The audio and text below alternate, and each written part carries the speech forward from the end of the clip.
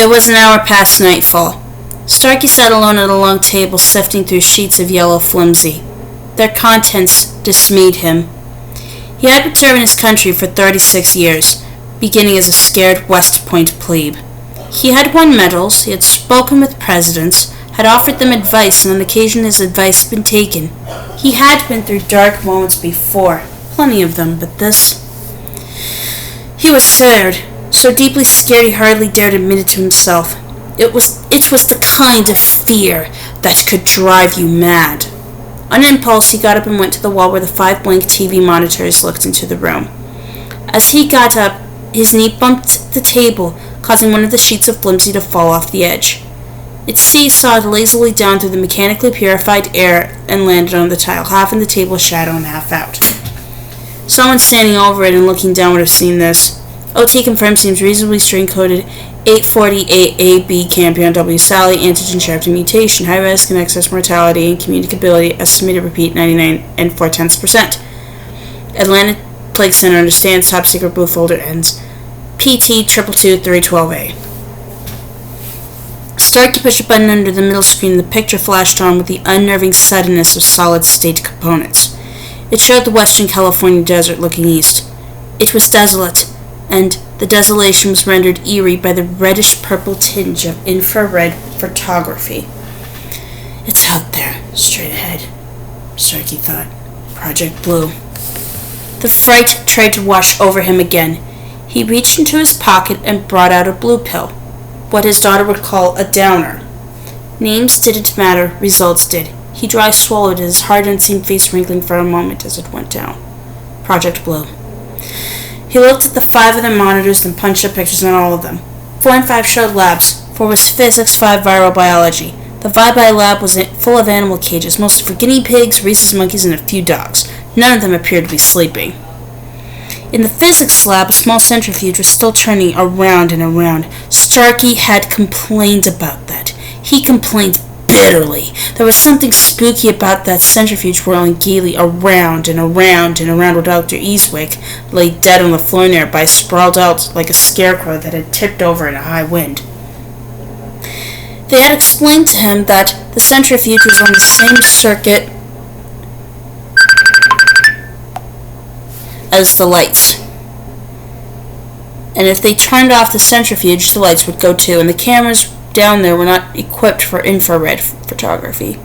Starkey understood. Some more brass may come down from Washington and want to look at the dead Nobel Prize winner who was lying 400 feet under the desert less than a mile away. If we turn off the centrifuge, then we turn off the professor. Elementary. What his daughter would have called a catch-22. He took another downer and looked into monitor 2. This was the one he liked the least of all. He didn't like the man with his face in the soup. Suppose someone walked up to you and said, "You'll spend eternity with your fizz in a bowl of soup." It's like the old pie in the face routine. It stops being funny when it starts being you. Monitor 2 showed the Project Blue cafeteria. The accident had occurred almost perfectly between shifts, and the cafeteria had only been lightly populated. He supposed it hadn't mattered much to them whether they had died in the cafeteria or in their bedrooms or their labs. But still, the man with his face in the soup. A man and a woman in blue coveralls were crumpled at the foot of the candy machine. A man in a white coverall lay beside the Seaberg jukebox. At the tables themselves were 9 men and 14 women, some of them slumped beside Hostess Twinkies, some with spilled cups of Coke and Sprite, still clutched in their stiff hands. And at the second table near the end, there was a man who had been identified as Frank D. Bruce. His face was in a bowl of what appeared to be Campbell's chunky sirloin soup. The first monitor showed only a digital clock. Until June 13th, all the numbers on that clock had been green. Now they had turned bright red. They had stopped. The figures read 06139002371116. June 13th, 1990, 37 minutes past 2 in the morning and 16 seconds. From behind him came a brief burring noise. Starkey turned off the monitor one by one and then turned around. He saw the sheet of flimsy on the floor and put it back on the table. Come. It was Creighton. He looked grave and his skin was a slaty color. More bad news, Starkey thought serenely. Someone else has taken a long high dive into a cold bowl of chunky sirloin soup. Hi, Len, he said quietly. Len nodded. Billy, this... Christ, I don't know how to tell you. I think one word at a time might go best, soldier. Those men handle Campion's body through their prelims in Atlanta, and the news isn't good. All of them? 5 for sure. There's one. His name's Stuart Richard Redmond, who's negative so far, but as far as we can tell, Campion himself was negative for over 50 hours. If only Campion hadn't run, Starkey said. That was sloppy security, Len. Very sloppy. Len nodded. Go on. Our net has been quarantined. We've isolated at least 16 cases of constantly shifting A-prime flu so far, and those are just the overt ones. The news media? So far no problem. They believe it's anthrax. What else? One very serious problem. We have a Texas Highway patrolman named Joseph Robert Brentwood. His cousin owns the gas station where Campion ended up. He dropped by yesterday to tell Hopscomb the health people were coming. We picked him up 3 hours ago, and he's en route to Atlanta now. In the meantime, he's been patrolling half of East Texas. God knows how many people he's been in contact with. Oh, shit, Billy said, and was appalled by the watery weakness in his voice and the skin crawl that had started near the base of his balls and was now working up into his belly. 99 and 4/10% communicability, he thought. It played insanely over and over in his mind. And that meant 99 and 4/10% excess mortality, because the human body couldn't produce the antibodies necessary to stop a constantly shifting antigen virus. Every time the body did produce the right antibody, the virus simply shifted to a new slightly new form, but the same reason a vaccine was almost going to be impossible to create.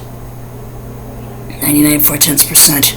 Christ, he said. That's it? Well, go on, finish. Softly, then Len said, Victor's dead, Billy. Suicide. He shot himself in the eye with a service pistol. The Project Blue specs were on his desk. I guess he thought leaving them was all the suicide note anybody would need. Starkey closed his hammer. Ah! Sorry. Starkey closed his eyes. Vic Hammer had been his son-in-law.